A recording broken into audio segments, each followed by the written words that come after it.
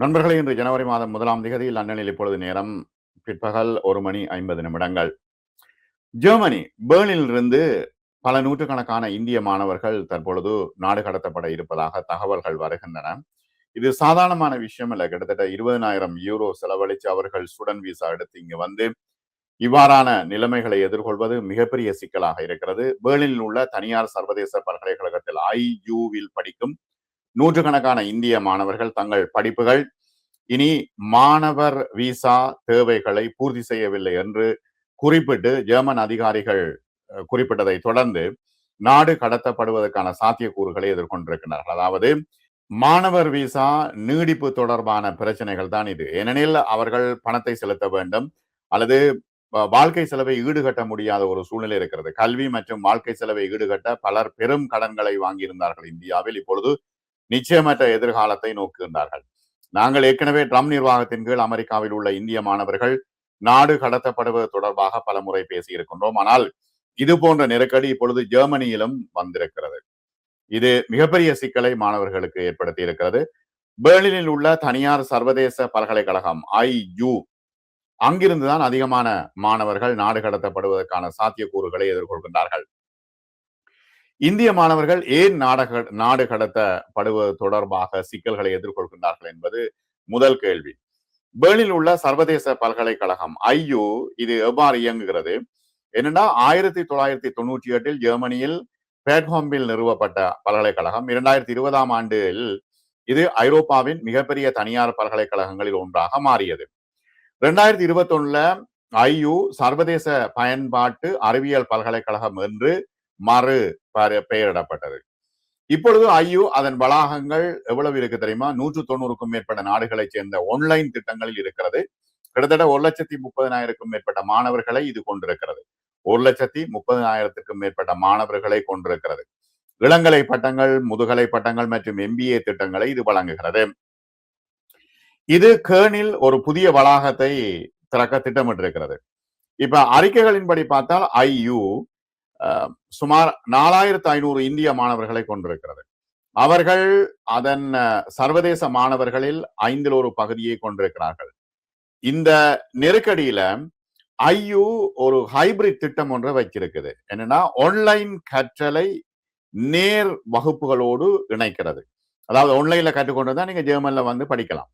அதாவது இதுல என்ன விஷயம்னா, நேரில் வருகின்ற மாணவர்கள் வருகை குறைவாக இருக்கிறது. என்னன்னா ஜெர்மன் அதிகாரிகள் என்ன சொல்கின்றார்கள்னா, இந்த IU-இனுடைய ஹைபிரிட் சலுகைகளை ஆராய தொடங்கினார்கள். பிறகு IU-இன் பல அமர்வுகள் ஜெர்மன் சட்டத்தின் கீழ் வளாகத்திலே தங்கி அவர்கள் வருகை வந்து குறைவாக இருக்கிறது, வாரார்கள் இல்ல, கிளாஸுக்கு வாரார்கள் இல்லை என்பது மிகப்பெரிய பிரச்சனையாக இருந்தது. பெர்லின் குடியேற்ற அதிகாரிகள் இந்த விஷயங்களை நீதிமன்றத்துல கொடுத்த உடனே நீதிமன்றம் ஒரு முழுமையான தீர்ப்பை வழங்கிவிட்டது. அதாவது இந்த ஹைபிரிட் சிஸ்டத்தின் ஊடாக, அதாவது ஆன்லைன்ல படிக்க வேண்டும், அதனோடு நேர கூப்பிட்டா நேரையும் வர வேண்டும். ஆகவே இந்த விஷயத்துல வந்து மாணவர்கள் பலவீனமாக இருப்பதன் காரணத்தினால அவர்கள் வளாகத்தில் படிப்பதற்கு தகுதி பெறவில்லை என்று நீதிமன்றம் ஒரு தீர்ப்பை கொடுத்து விட்டது. அதான் இப்ப பிரச்சனை, மிகப்பெரிய பிரச்சனை. ஆகவே வந்து இது இந்த ஹைபிரிட் திட்டம் தொலைதூர கல்வியாக மறுவகைப்படுத்தப்படுவதற்கு வழிவகுத்திருக்கிறது. பிரச்சனை என்னன்னா, ஜெர்மன் மாணவர் குடியிருப்புக்கு இது அனுமதிக்கு தகுதியற்றது. என்னன்னா அவர்கள் வந்து ஹாஸ்டல்ல தங்கியிருந்து படிக்க முடியாது. இது மாணவர்களை சிக்கி தவிக்க வைத்திருக்கிறது. 2025 ஆண்டில ஜெர்மனி அதன் முறைசாரா நடைமுறையை ரத்து செய்த பொழுது நிலைமை மோசமடைந்தது. முன்னர் மாணவர்கள் விசா நிராகரிப்புகளை விரைவாகவும் குறைந்த செலவிலும் இவர்கள் திரும்ப ஸ்டூடெண்ட் விசாவுக்கு விண்ணப்பிக்கலாம், மாணவர்கள் இவ்வாறு செய்ய அனுமதித்த ஒரு வழிமுறை அது நீக்கப்பட்டிருக்கிறது. ஆகவே பிரச்சனை என்னன்னா, பல பல மாணவர்கள், கிட்டத்தட்ட நூற்றுக்கணக்கான மாணவர்கள் இப்பொழுது திருப்பி அனுப்பப்பட இருக்கின்றார்கள். மகாராஷ்டிராவை சேர்ந்த 25 வயதான தீப் ஷம்பார்கர் தெரிவிக்கும் பொழுது, ஜூலை மாதம் வணிக மேலாண்மையிலே முதுகலை பட்டம் பெற பெர்லினுக்கு வந்தார். தனது கல்விக்காக ஏற்கனவே $21,000 வந்து செலவிட்டதாக அவர் தெரிவித்திருக்கின்றார். அப்ப அவர் கடன்களை எடுத்திருக்கிறார், ஊர்ல கடன் எடுத்திருக்கிறார். இங்க வந்து பார்த்தா இப்ப பிரச்சனை என்னன்னா அவர் திரும்ப மீள இந்தியாவுக்கு அனுப்பக்கூடிய வாய்ப்பு இருக்கிறது. அப்ப பெர்லின் குடிவரவு அலுவலகத்திலிருந்து அவருக்கு ஒரு கடிதம் வந்திருக்கிறது. ஷம்பகார் நவம்பர் 3ஆம் தேதி நாட்டை விட்டு வெளியேற வேண்டும் அல்லது நாடகடுத்தப்படுவார் என்று உத்தரவிடப்பட்டிருக்கிறது. இது போன்ற 300 வழக்குகள் அங்க இருப்பதாக அவர் சொல்கின்றார்.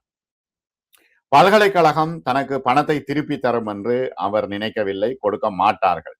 மாணவர்கள் வெளியேற வேண்டும் என்று பல்கலைக்கழகம் சொல்கிறது. பெர்லின் குடிவரவு அலுவலகம் என்ன சொல்லுதுன்னா, இந்த ஹைபிரிட் பட்ட படிப்பு திட்டங்களின் மதிப்பீட்டை சர்வதேச பல்கலைக்கழகத்திற்கு தெரியாமல் மாற்றியதாக LEA சொல்கின்றது. ஆகவே இவ்வாறான சூழ்நிலையில் சர்வதேச கல்வியின் யதார்த்தங்களை பற்றி பலருக்கும் ஒரு கண்திறக்கும் அனுபவமாக இருக்கும். ஏன்னா எல்லாரும் வெளிநாட்டு கல்வி என்று ஓடி ஓடி இங்கே வருகின்றார்கள். ஆகவே இது அவர்களுக்கு ஒரு கண்திறக்கும் திட்டமாக இருக்கும் என்று கல்வியலாளர்கள் சொல்கின்றார்கள். இது போன்ற சிக்கலான சூழ்நிலைகள், சர்வதேச கல்வி பாதைகளின் சிக்கலான தன்மை, ஒழுங்குமுறை, விசா பிரச்சனைகள், ஆகவே இந்த விஷயங்களால மிகப்பெரிய சிக்கல்கள் இந்திய மாணவர்களுக்கு ஏற்பட்டிருக்கிறது. ஒரு கல்வி திட்டத்தின் போக்கில ஒழுங்குமுறை விளக்கங்கள் அல்லது பல தேவைகள் உருவாகலாம். ஆனால் இது ஒவ்வொரு நாட்டுக்கும் மாறி மாறி செயல்படும். இப்ப கனடாவில நூற்றுக்கணக்கான மாணவர்களை திருப்பி அனுப்பினார்கள். திரும்ப அமெரிக்காவில நூற்றுக்கணக்கான மாணவர்களை திருப்பி அனுப்பினார்கள். பிரிட்டன்லையும் இந்த பிரச்சனை இருக்கிறது. என்னன்னா மாணவர் விசால வருகின்றவர்கள் நினைக்கிறார்கள் இங்க வந்தா பிறகு பல்கலைக்கழகத்திற்கு போக தேவையில்லை, நாங்கள் உழைச்சு சம்பாதிக்கலாம் என்று. இப்ப என்ன நடக்குன்னா ரோட்ல வைத்து கைது செய்து கொண்டிருக்கின்றார்கள். ஆகவே மிகப்பெரிய சிக்கல் மாணவர்களுக்கு ஏற்பட்டிருக்கிறது. இழப்பு தானே. ஏன்னா அங்கிருந்து வரும்பொழுது ஆயிரக்கணக்கான டாலர்கள் கடன் எடுத்துக்கொண்டு வருவார்கள். அது எப்படி திருப்ப செலுத்துவது, அந்த பெற்றோர்களுடைய நிலைமை என்பது மிகப்பெரிய சிக்கலாக இருக்கிறது. ஆகவே இந்த நெருக்கடி எல்லா நாடுகளிலும் தொடர்கிறது என்பதுதான் உண்மை. மற்றும் ஒரு காணொளியில் சந்திப்போம்.